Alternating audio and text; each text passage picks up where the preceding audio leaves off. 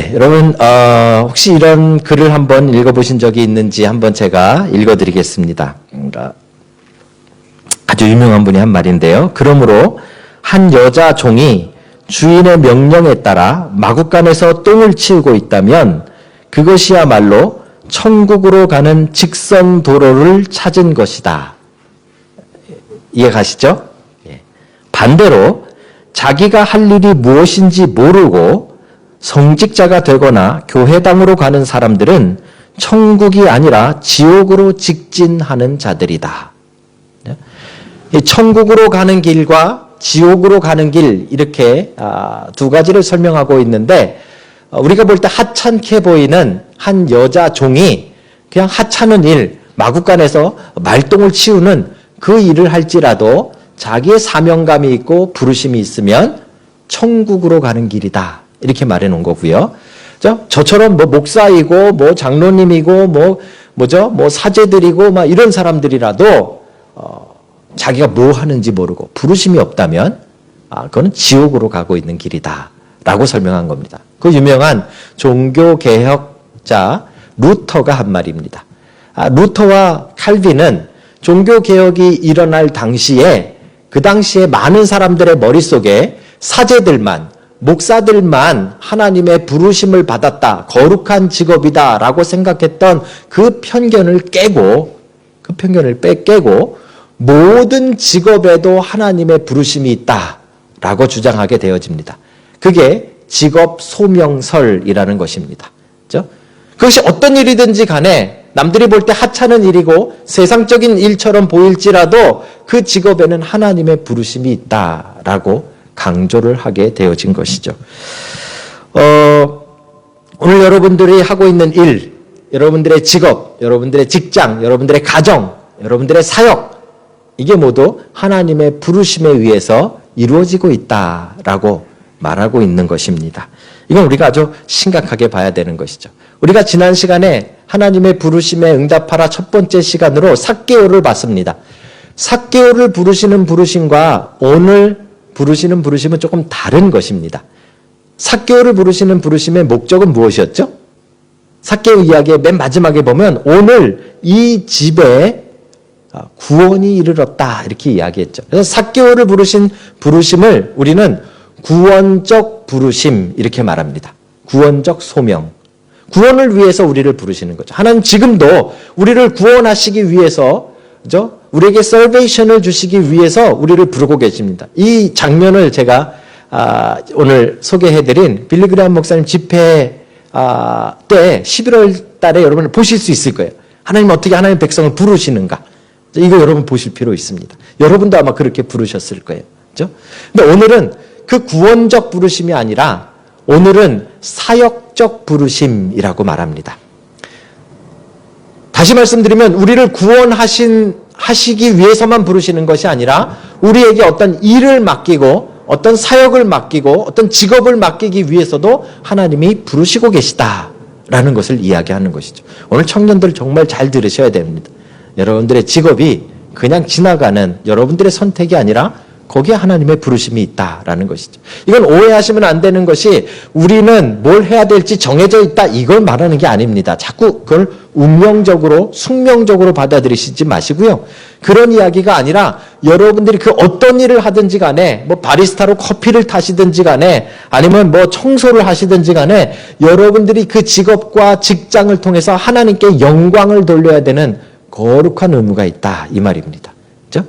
이게 이 사역적 부르심, 사역적 소명이라고 말하는 것이죠.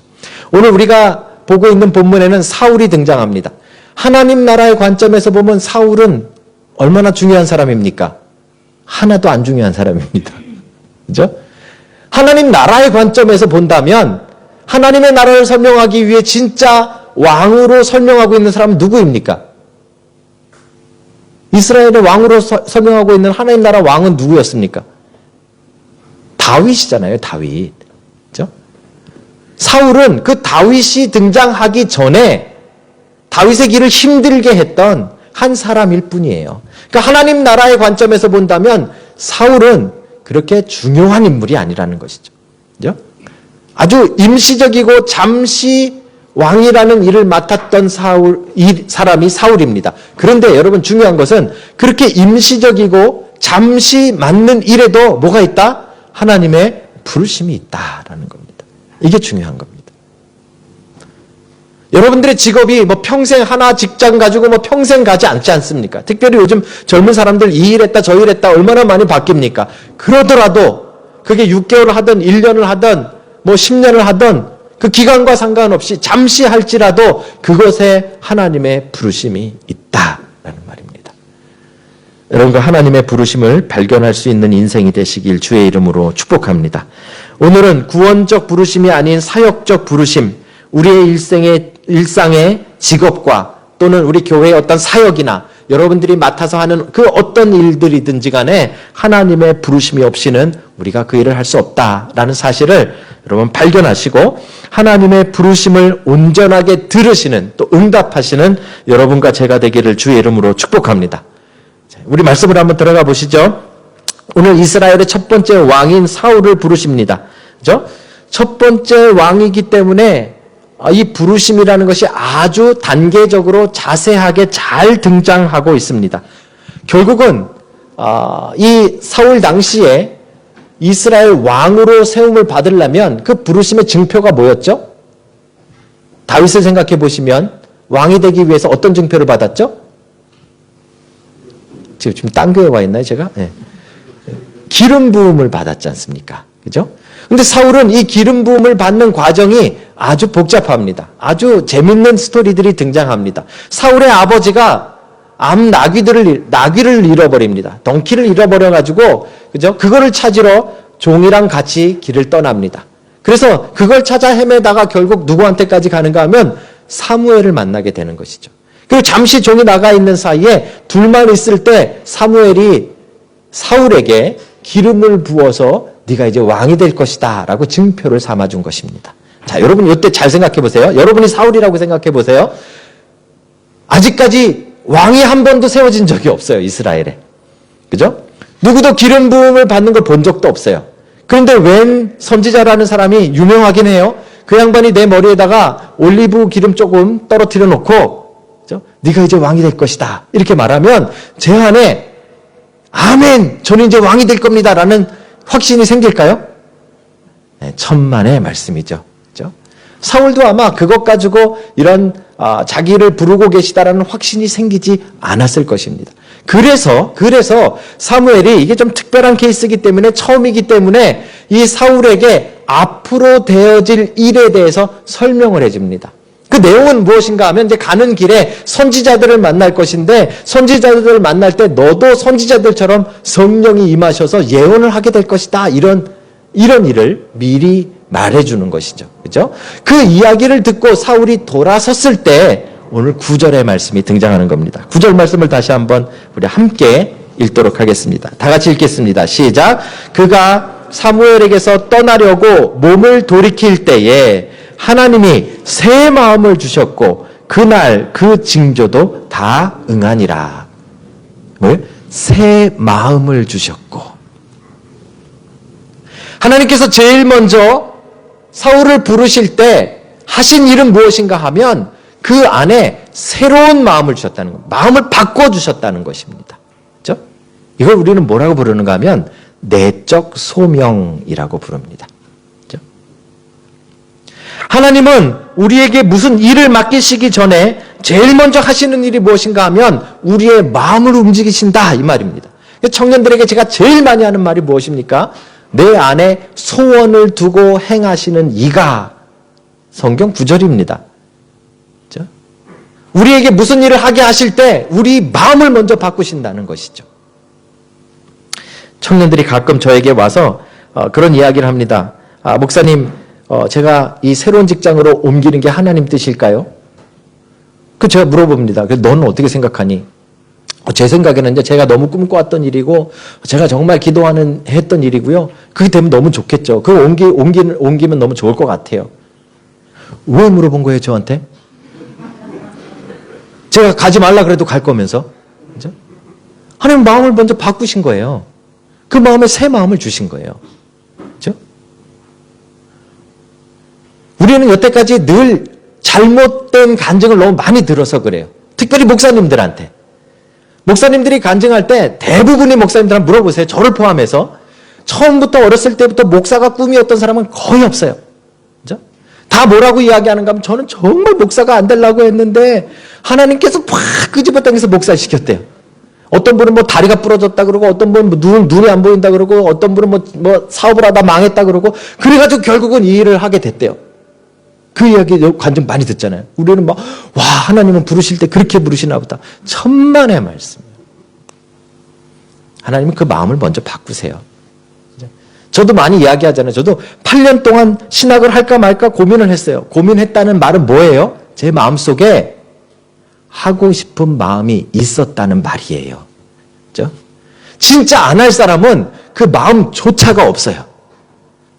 고민했다는 말은 하고 싶은 마음이 있었다는 거. 그럼 8년은 뭐예요? 하나님이 제 마음이 확정될 때까지 기다려주시는 거예요. 이걸 여러분 오해하시면 안 돼요. 하나님을 억지로 시키지 않으세요. 그렇죠? 하나님은 그 마음을 먼저 바꿔주시고 그 마음에 소원함을 주시고 그 마음을 새롭게 하셔서 그 마음을 먼저 움직이시고 내적 소명을 주셔서 그 일을 하게 하신다는 말이에요. 여러분 직장도 그렇고요. 여러분 교회에서 하는 봉사도 그렇고요. 여러분이 하게 될 모든 일, 결혼도 마찬가지예요. 그렇죠? 나 이 남자 너무 싫은데 결혼해. 말도 안 되는 소리 하지 마세요. 그렇죠? 자기 마음이 좋으니까 하는 거예요. 하나님 그 마음을 움직여 주시는 거예요. 그게 첫 번째 우리가 하나님의 부르심으로 알 수 있는 하나님의 부르심, 내적 소명이라는 것입니다. 우리가 다음 주에 투표를 하는데요. 지금 이 2주간에 투표를 앞두고 하나님의 부르심에 응답하라 제목이 너무 직선적이긴 한데 이 말씀을 증거하는 이유가 이 장로님 투표에도 연관이 있습니다. 여러분 저희 교회가 이제 5년 되어졌는데 저희 교회 제일 중요한 일이에요. 장로님을 뽑는 거. 목사 뽑는 것보다 더 중요하다고 저는 말하고 싶어요. 그죠? 그러면 어떤 사람을 뽑아야 됩니까? 제가 항상 지난번에 우리 안수 집사님 투표할 때도 그렇고요. 투표 앞두고 일주일 앞두고서 좀 특별한 일을 해요. 무슨 일을 하는가 하면 기도해 보시고 후보들 가운데 스스로 사퇴하실 수 있는 기회를 드려요. 이거 오해하시더라고요. 목사님이 누가 떨어지기를 기대하시나 누가 안 나오기를 기대하시나 천만의 말씀요. 그게 아니고 이것 때문에 그래요. 기도하고 그 안에 내적 소명을 붙잡으시는 거예요. 이번이 아닐 수도 있어요. 그죠? 어쨌든지 하나님께서 그 마음을 바꿔주시지 않으면 나는 정말 장로 되고 싶지 않았는데 사람들이 뽑아줘서 어쩔 수 없이 해요. 그거 좀 하지 마세요. 그건 하나님 뜻이 아니에요. 하나님 그 안에 소원함을 두세요. 하나님 그 마음을 바꿔주세요. 하나님 기대하게 하세요. 그렇죠? 그래서 우리는 그것을 내적 소명이라고 불러요. 여러분의 직장도 마찬가지입니다.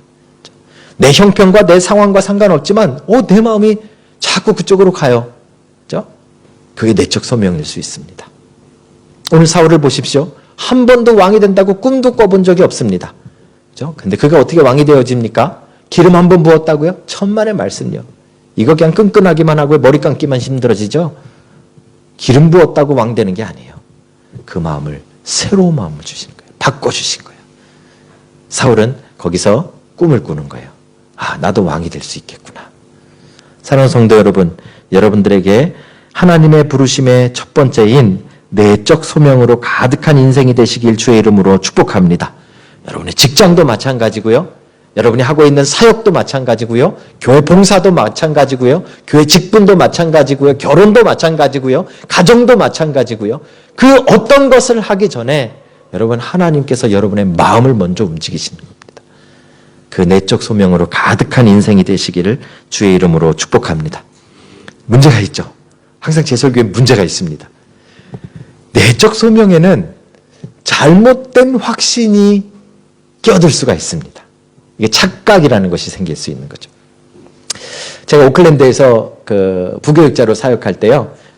있던 교회가 좀 이렇게 사이즈가 있는 교회잖아요. 그 교회가 시스템을 바꾸기로 했어요. 그래서 목사님이 한국에 갔다가 세미나를 들으시고 이 교회를 요즘 이 셀처치라 그러죠. 소그룹 중심의 교회. 셀처치로 바꿔야겠다고 이제 그 선언을 하셨어요. 그리고 때마침 그때에 남미에서 세자르 목사님이라는 아주 유명한 셀처치에 굉장히 유명하신 분이 오클랜드에 집회로 왔어요. 그래서 그 셀처치 세미나를 하는 거죠. 그래서 그 목사님, 우리 담임 목사님이 야, 우리 여기 가자 해가지고 우리 목사들 한 4-5명이 다 같이 신청을 하고 그 세미나에 참석을 했어요. 한 3일 정도 했던 것 같아요.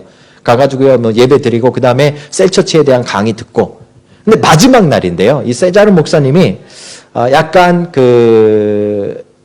캐리스메릭 펜타코스탈한 분이에요. 그러니까 이렇게 막 성령 운동 이런 거 하시는 분이에요. 그래서 이 오클랜드에 본인을 대신해서 이 영적인 리더십을 발휘할 다음 후계자를 뽑는다고 나중에 보니까 옷을 벗어가지고 자켓을 벗어가지고 막 입혀주는 그런 일을 하시는 거죠. 이게 마지막 막 집회였어요. 막 사람들 찬양하고 막 키위들 많고 퍼시픽 아일랜드들 많고 막 이런 상황이었죠. 그래서 자기가 지금 한 사람을 고른대요. 다 기도하면서 앞으로 나오래요. 제 안에 내적 소명이 생겼어요. 부르시면 나를 부르실래나. 거기 머리 좀 없고 키 작은 에이시안 나오라 그러면 내가 나와야 될 텐데 앞에 사람들이 너무 많은 거예요. 사케오처럼 저는 너무 키가 작아. 막 비집고 앞으로 막 갔어요. 거의 스테이지 앞에까지 막 갔어요. 너 이렇게 부를 줄 알았어요. 막 뜨거웠어요. 안 부르더라고요. 딴 분 부르시더라고요. 우리 내적 소명에서 늘 착각할 때가 있어요. 그죠?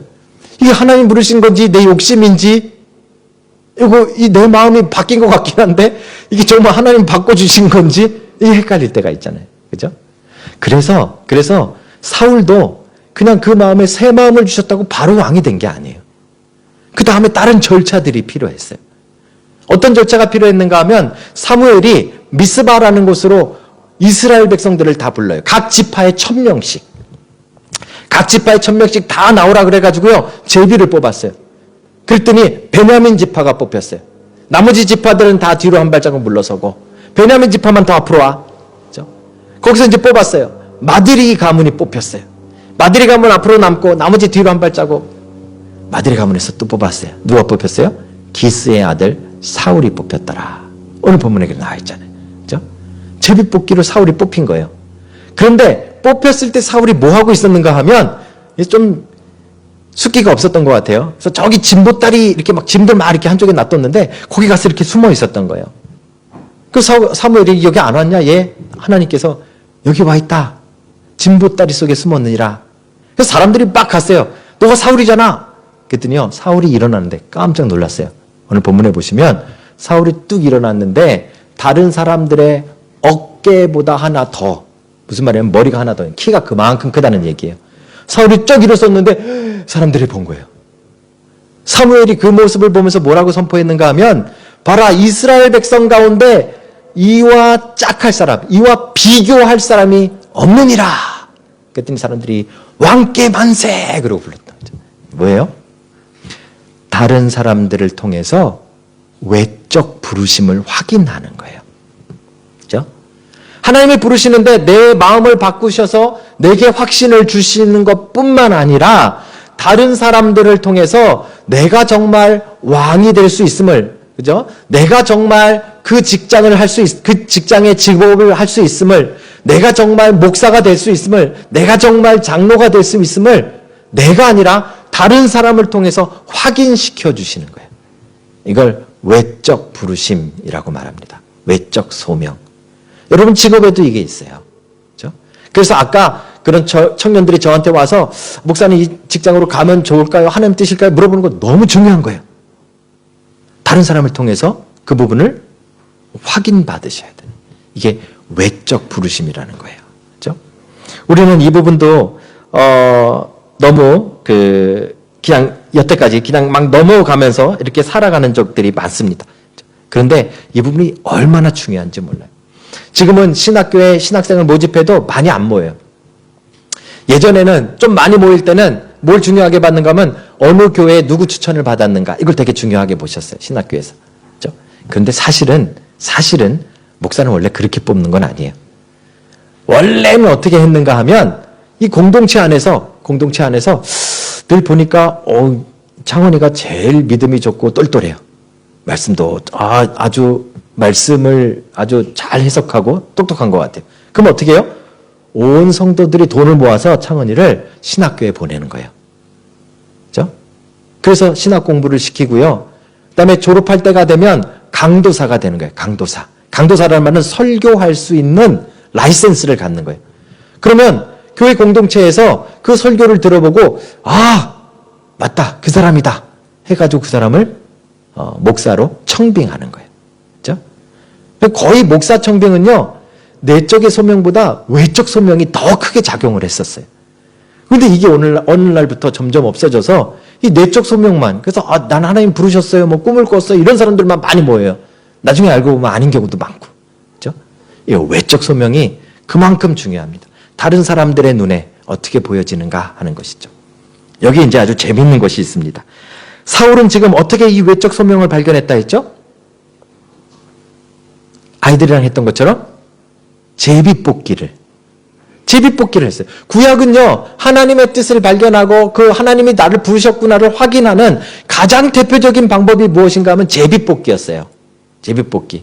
그래서 요즘은 어떤 교단에서 총회장을 뽑는데도 제비뽑기로 해요. 성경을 잘 안 읽으셔서 그래요. 왜냐하면 이 제비뽑기는 어디까지 나오는가 하면 사도행전 1장까지만 나와요. 사도행전 1장에 제비뽑기로 누구를 뽑죠? 마띠아를 뽑습니다. 이게 누군가 하면 예수님의 12제자 가운데 한 명이 배신했잖아요. 가룟 유다가 배신하고 자살을 했어요. 그래서 12명이어야 되는데 12지파, 12제자 이렇게 돼야 되는데 11명이 된 거예요. 그래서 이 사람을 대신할 제자를 뽑는데 사도를 뽑는데 제비를 뽑아요. 그래서 누가 됐는가 하면 마띠아가 됐다는 말이에요. 그게 사도행전 1장에 나오는 이야기예요.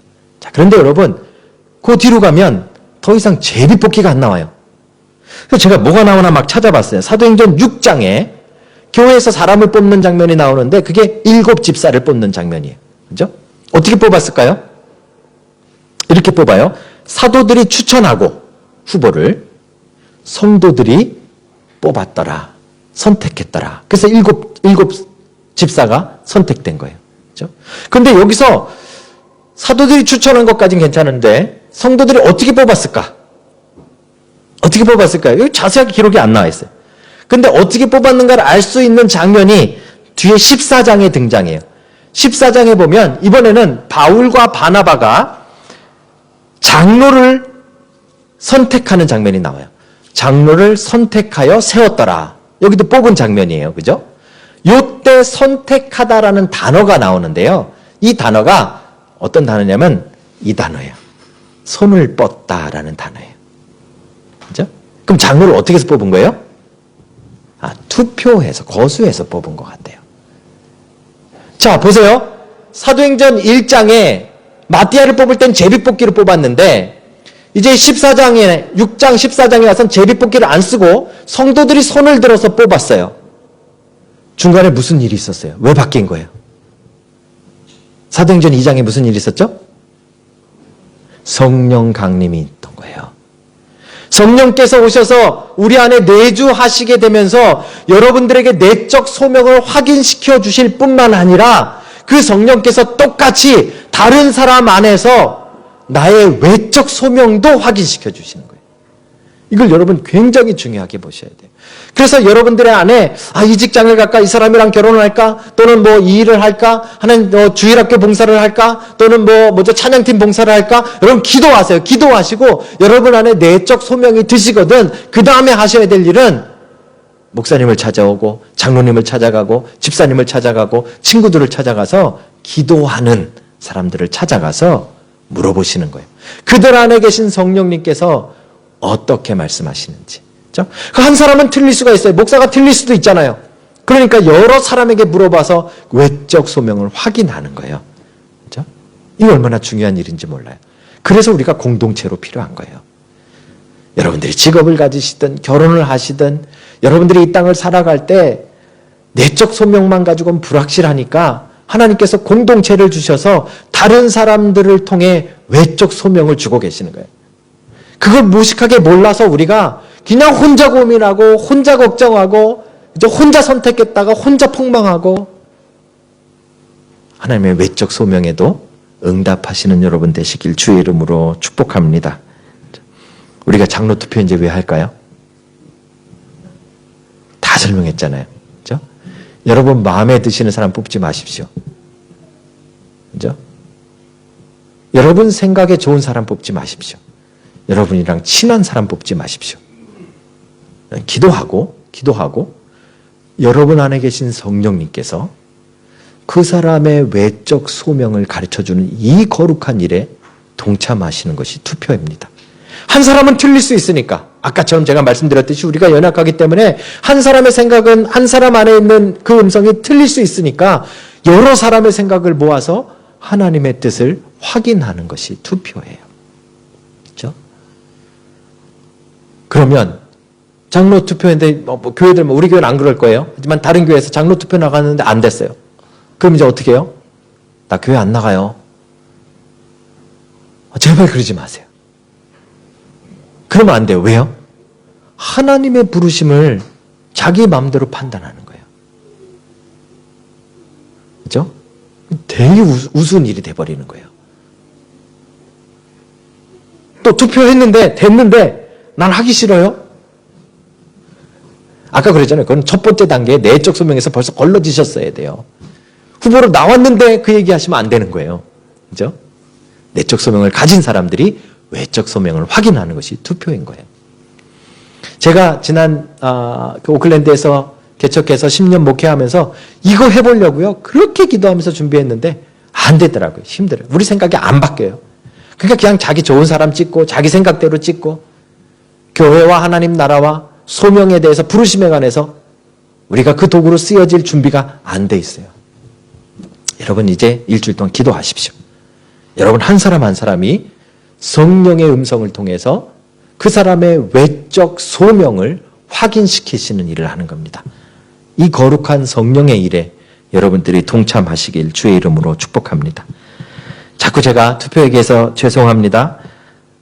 직업도 마찬가지라 그랬습니다. 결혼도 마찬가지라 그랬습니다. 여러분이 하는 사역도 마찬가지라 그랬습니다. 뭐 집사님도 마찬가지고요. 주일학기 교사도 마찬가지고 찬양팀도 마찬가지고요.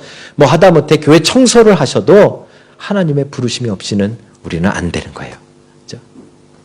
여러분들은 어떻게 직업을 가지시고 어떻게 인생을 선택하며 살고 있으십니까?